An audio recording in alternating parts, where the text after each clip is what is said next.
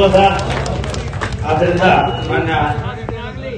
ಮಾನ್ಯ ಸಮೃದ್ಧಿ ಮಂಜುನಾಥ್ ಅವರ ನೇತೃತ್ವದಲ್ಲಿ ಪೂರ್ತಿಯಾಗಿ ಆಗಬೇಕು. ಆಮೇಲೆ ಒಂದು ವಿಶೇಷ ಕಾಲೇಜು ಏನಂತಂದ್ರೆ, ನೀವು ಕೊಡೋ ಧರ್ಮ ಜೊತೆಗೆ ಕೊಡಿಸೋರ ಧರ್ಮ,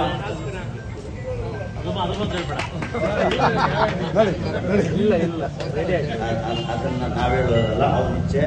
ನಿಮಗೆ ಅದೃಷ್ಟ ಚೆನ್ನಾಗಿದೆ, ಒಂದೇ ಮಾತು ನಾನು ಹೇಳೋದು, ಅದೃಷ್ಟ ಚೆನ್ನಾಗಿದೆ.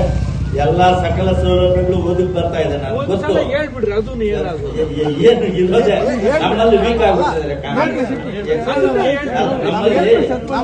ನಮ್ಮಲ್ಲಿ ಗುಂಪುಗಾರಿಕೆ ಆಗಿದೆ, ವೀಕ್ ಆಗಿದ್ದಾರೆ. ಅದನ್ನ ಲಾಭ ನೀವು ಪಡ್ಕೊಳ್ಬಹುದು. ಬ್ಯಾಂಕ್ ನಲ್ಲಿ ಕ್ಯಾಶ್ ಇದೆ, ಡ್ರಾ ಮಾಡ್ಕೊಳ್ಳೋ ಶಕ್ತಿ ಅವ್ರಿಗಿದೆ. ಅದನ್ನ ಪಡ್ಕೊಳ್ತಾರೆ ಅಂತ ನನ್ನ ಭರವಸೆ ಇದೆ. ಯಾವ ಪಾರ್ಟಿ ಇರಲಿ, ಯಾರೇ ಇರಲಿ, ಒಳ್ಳೆಯವರು ಬರಬೇಕು ಈ ದೇಶದಲ್ಲಿ.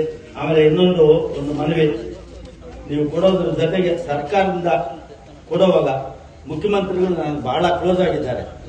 ನಿಮ್ಗೆ ಗೊತ್ತಿಲ್ಲ, ನಮ್ಗೆ ಬಹಳ ಮನೆ ತಿರುಪ್ತಿಗೆ ಹೋಗೋರು ಫೋನ್ ಮಾಡಿ ಕರ್ಸ್ಕೊಂಡಿದ್ರು. ನಾನು ತಿರುಪ್ತಿಗೆ ಹೋಗಿದ್ದೆ.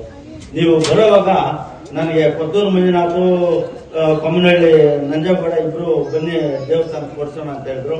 ನನಗೆ ಇಷ್ಟ ಇಲ್ಲ. ಕಾರಣ ಏನಂತಂದ್ರೆ, ನಮ್ಮ ಕ್ಷೇತ್ರದ ಪ್ರತಿನಿಧಿ ಜೊತೆ ನಾನು ಹೋಗ್ಬೇಕು ಅಂತ ನನಗೆ ಇಷ್ಟ ಇದೆ. ಆದ್ರಿಂದ ನಿಮ್ಮ ಜೊತೆ ನಾನು ಬರ್ತೀನಿ. ನಾನು ಸಿಎಂ ಹತ್ರ ನಾನು ಕೇಳ್ಕೊಂಡು 25 ಲಕ್ಷಕ್ಕೆ ಕಮ್ಮಿ ಒಪ್ಪೋದೇ ಇಲ್ಲ ಅಂತ ಹೇಳಿ ನಾನು ಕೂತ್ಕೊಡ್ತೀನಿ. ನನ್ನ ಜವಾಬ್ದಾರಿ. ತಾವು ಹೋಗುವಾಗ ಹೇಳಿದ್ರೆ ನಾನು ಬರ್ತೇನೆ. ಅಷ್ಟೊಂದು ವಿನಂತಿ ಮಾಡಿಕೊಂಡು ಇನ್ನ ಮುಂದಿನ ಹೇಳೋಷ್ಟೇನಿಲ್ಲ.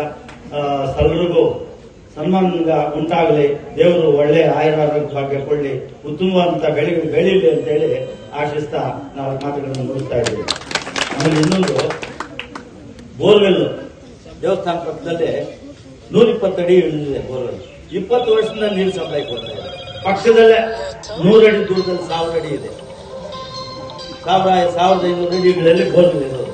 ಇಲ್ಲಿ ಬರೀ 120 ಅಡಿಗೆ 125 ವರ್ಷದಿಂದ ನೀರು ಸಪ್ಲೈ ಕೊಡ್ತಾರೆ. ಲೆಕ್ಕಾಕೊಳ್ಳಿ ಎಷ್ಟು ಶಕ್ತಿ ಇದೆ ಆ ದೇವರಲ್ಲಿ ಅಂತ ಹೇಳ್ತಾ, ನಾನು ನಮ್ಮ ಸತ್ಯಣ್ಣವರು ಅವರೇನು ಬೇರೆಯವರಲ್ಲ, ನಮ್ಮೂರು ಅಳಿಯಂದ್ರೆ ಅವರು ಅಳನಹಳ್ಳಿ ಮುನಿರಾಮಪ್ಪನ ಅಳಿಯ. ನಾವೆಲ್ಲ ಬಹಳ ಜೊತೆಯಲ್ಲಿ ಇದ್ದವರು. ಆಮೇಲೆ ನಮ್ಮ ಗೊಲ್ಲಳ್ಳಿ ಜಗದೀಶ್, ನಾವೆಲ್ಲ ಹಳೆ ಸ್ನೇಹಿತರೆ. ಎಲ್ಲರೂ ಬಂದಿರೋರೆಲ್ಲರೂ ಸ್ನೇಹಿತರೆ.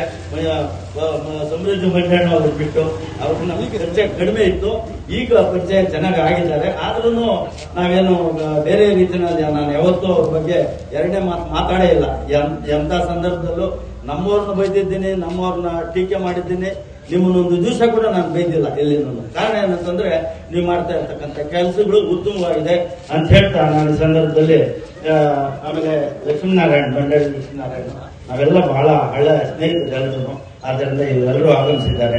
ಎಲ್ರಿಗೂ ನಮಸ್ಕಾರಗಳು ಸಲ್ಲಿಸ್ತಾ ಇದ್ದೀನಿ. ಜೈ ಹಿಂದ್, ಜೈ ಕರ್ನಾಟಕ.